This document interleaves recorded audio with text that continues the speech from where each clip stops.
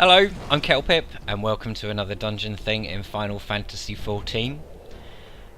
And today we're exploring Dzemael Darkhold.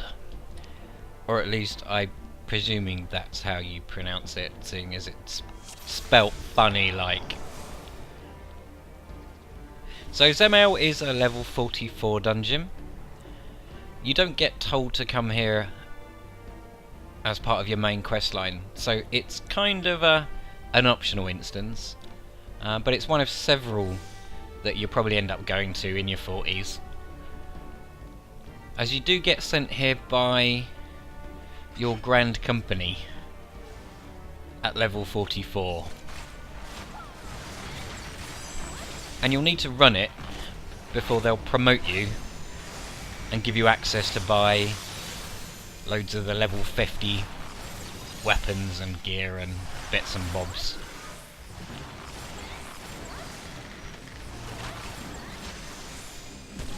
So I'm here with a group from my free company. We've got Zale, who is a scholar healer, and Lothair, who's a marauder and our tank, and Eskra, who, like me, is a bard.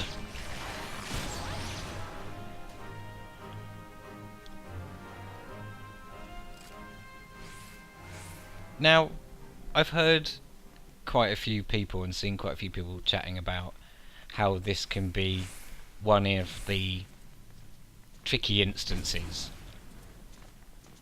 along with Cutter's Cry and Stone Vigil and things like that. Which I'll possibly have videos out soon. But it's not really. If you kind of know what you're doing, it's quite simple and it's quite quick, and it's not particularly difficult.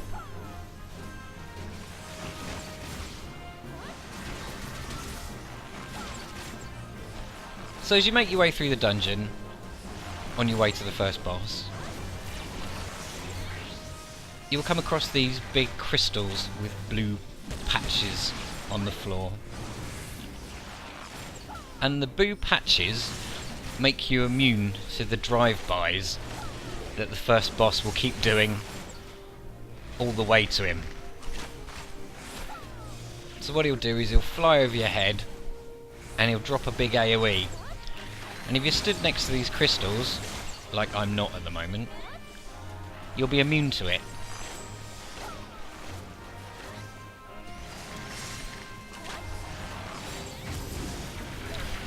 Unlike me. See, this is my first run through, and I didn't really know.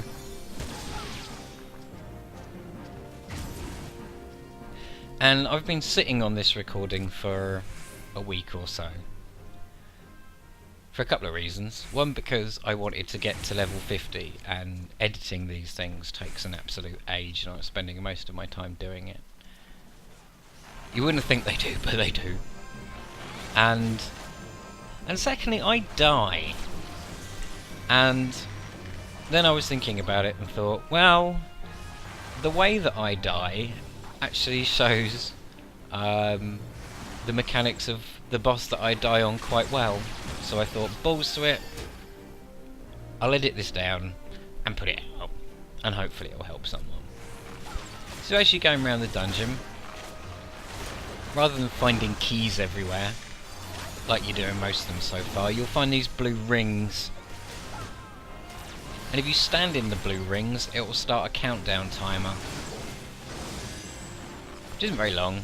And once that countdown timer is run, it'll actually open up a door, usually to the next area.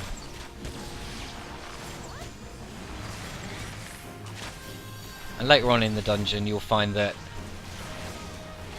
there might be two of these rings, and you have to split the party and have one stand in each. So you'll notice that while we're fighting this pack, we're not in a particularly good position because we're not stood by a blue crystal, so we're taking every whack of the AoE, but as long as you got the mobs under control, it's healable through. And you could, if you were clever, move forward to that crystal pack just in front of us, or we could drag the mobs into the next room round the corner, but we kind of don't.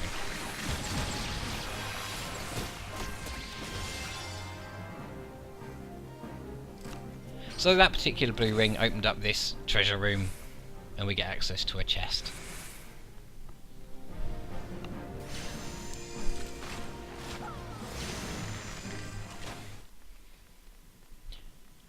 So here's a good tip that I learned, this being the first run. When you come to this first area that has a slope down into a room with a bunch of mobs in it, don't stand in this doorway.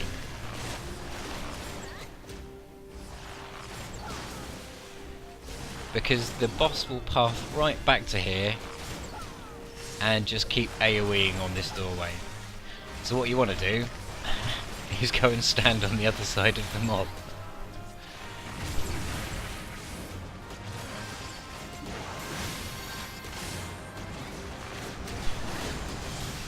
So I thought, right, he's AoE'd me once, that's fair enough, he's going to go away. But no, he just stays there and does it, so I move. Eventually. After not reading chat. So there's a whole bunch of mobs in this room. And you can basically stay up on this upper area and just slowly drag everything up to you and pick your way through it without any particular problems at all.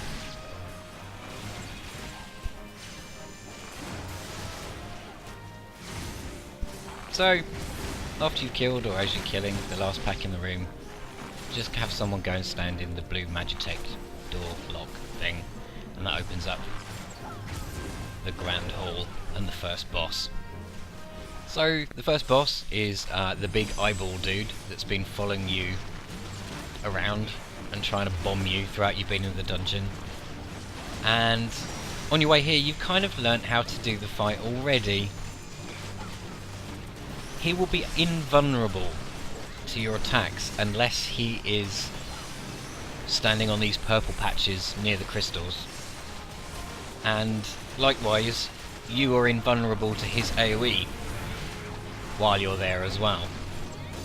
Well, not invulnerable, but you hardly take any damage. But ads will spawn, and you just want to mark them up and then focus them down. There's 2 ads on every spawn. They don't have a lot of HP and they go down pretty quickly.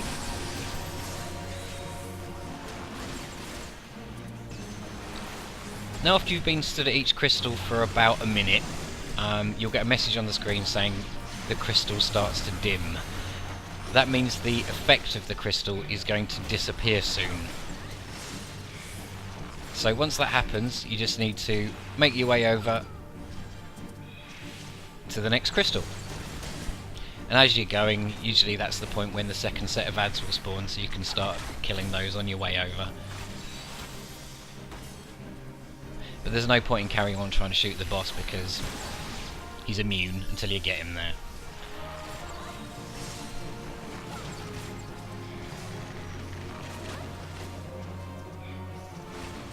So you get your ready 2 ads, and then carry on queuing on the boss. And a short while after that, that second crystal will start to dim, and you'll get 2 more ads spawn. So take those ads and the boss round the corner into the next one, and you just do the same thing again.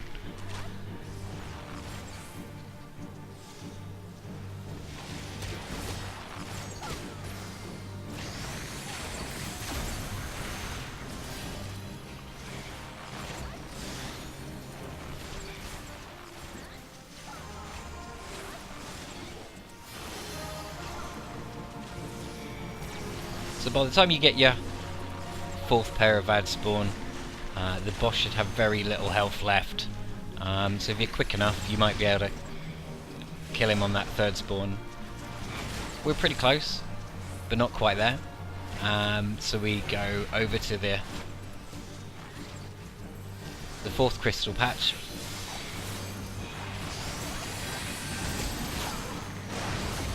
And to be tidy, take down the last 2 sets of ads, and then just finish off the boss.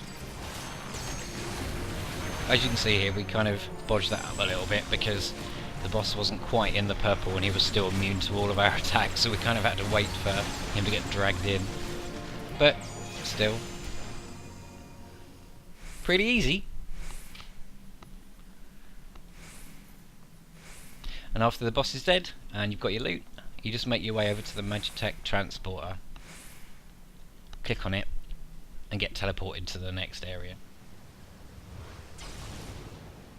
So, the second area is full of frogs and frog patrols and bogies.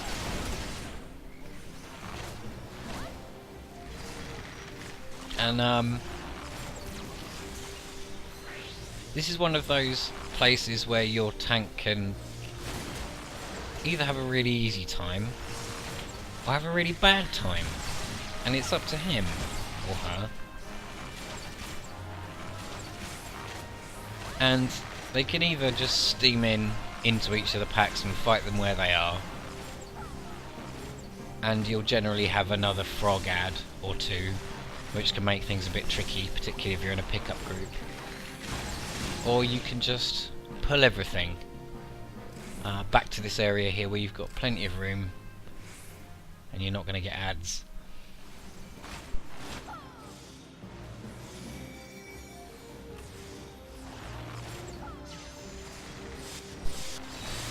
So you can clear this top area quite safely in about 2 or 3 pulls.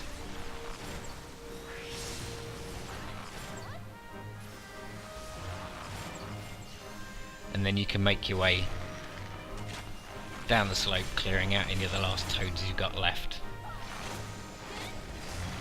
But still, because the toads do the big jumping AoE, it's normally a good idea just to pull them up to somewhere you've got a bit of room.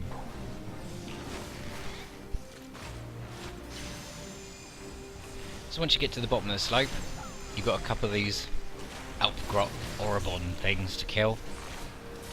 And then when you get round the corner, there's a nice cave that's got 2 treasure chests in it.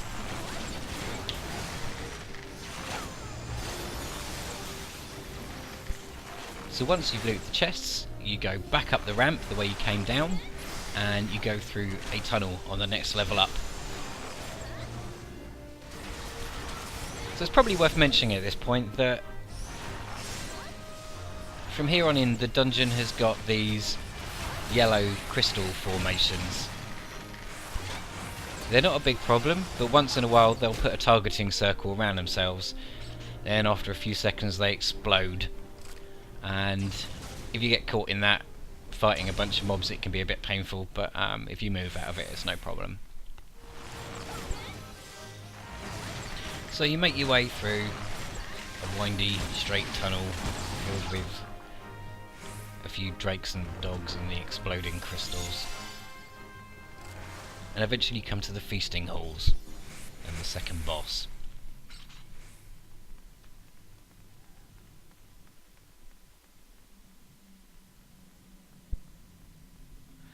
Now the second boss is a big demon thing, and it can best be described as avoid shit and pew pew. As you fight him, he will summon in ads that will appear on the ring around the outside of this pit, and you can't kill them, and there's no point in killing them, but they will attack your party members. And you'll see the rings on the ground which you need to avoid, and that's it. It's essentially the fight. So the longer you leave it, the more circles you're going to have on the ground to avoid, and the more mobs you're going to have around the outside, and the more damage your party is likely to be taking. So you just want to be bursting the boss down as fast as you can.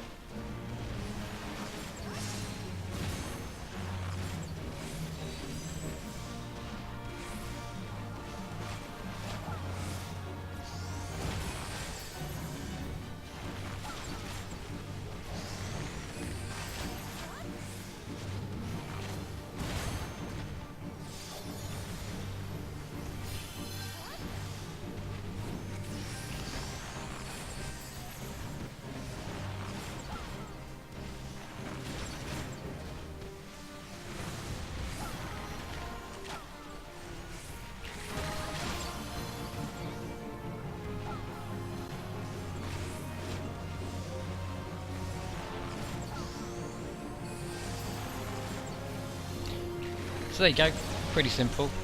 Just keep moving basically. And mash buttons.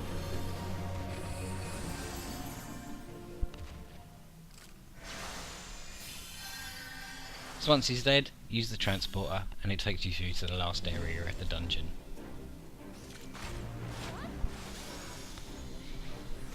This first area can be a little bit of a chore. You've got bogies and skeletons. And the skeletons are mostly patrolling.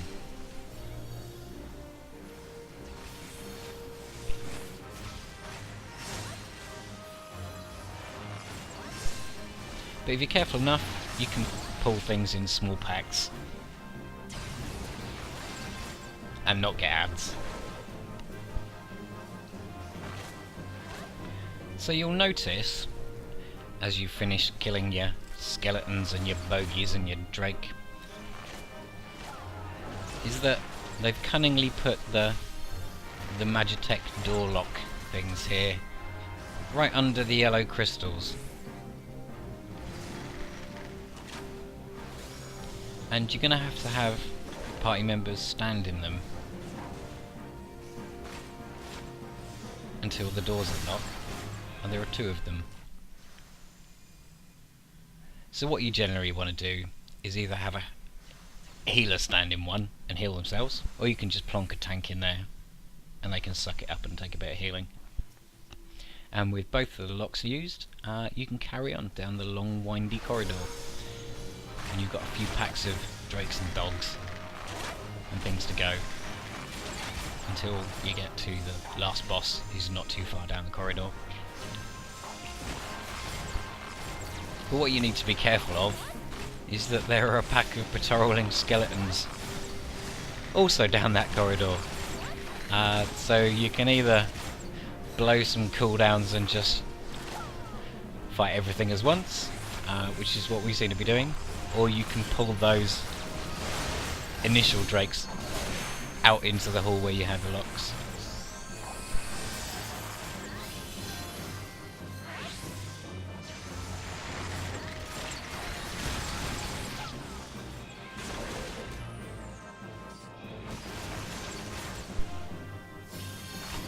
And that was me actually dinging level 50. Yay me.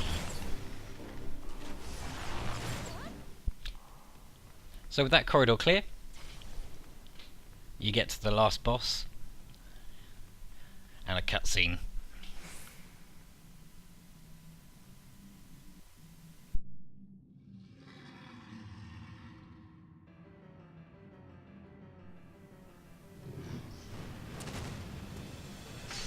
So this is the third boss, who I had heard some horror stories about, but he's not as difficult as it would seem. He's got some really nasty cleaves, as you see there, and you really want to make sure that the tank keeps him faced away from the group as best he can at all times. That cleave is going to pretty much one-shot anybody. So he'll turn around doing random attacks on your group members, and eventually he will go immune to damage, and he'll put a purple beam onto a crystal. So you need to DPS the crystal down before you can get back on the boss. All the while he's going to be selecting group members and doing ground targeted beams at them, which you need to get out of. If you get caught in one of those beams, you're going to get one shot. So cleave, one shot, beam, one shot. And as you see here, I find myself a bit caught in this crystal room because I cannot run to the rest of the group without risking getting caught in that cleave. So I'm out of line of sight of the healer, but okay, I'm not in too much trouble. And I think, okay, as soon as he puts up the next purple beam, I'll run through and get to the next crystal.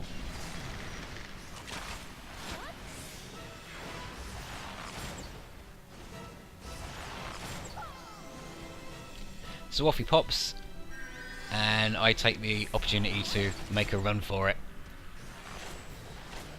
Try not to get smashed by that cleave.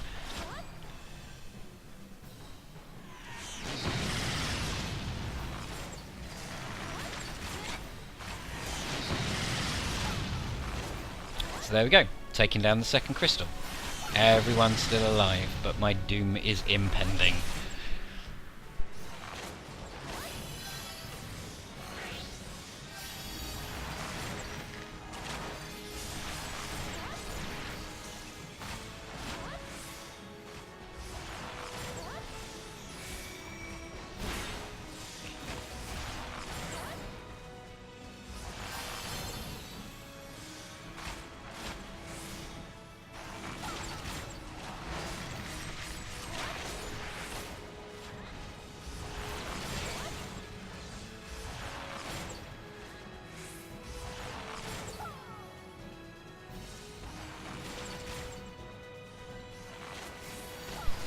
So after a while he pops a purple beam onto the third crystal,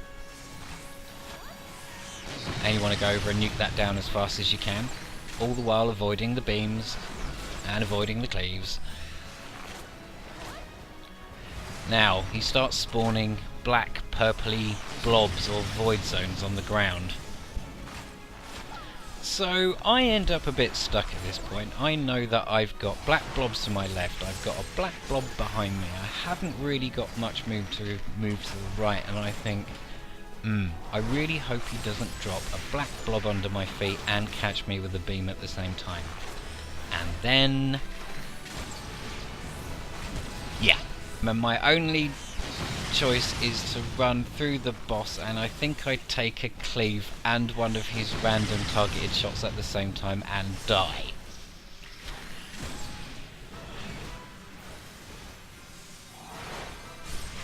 Yeah. Easily done. But luckily I get a res and get back into it and try and get clear of the boss.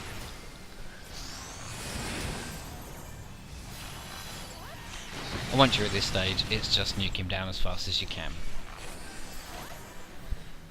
So there you go. Dead boss. Me playing terribly. But victory all the same.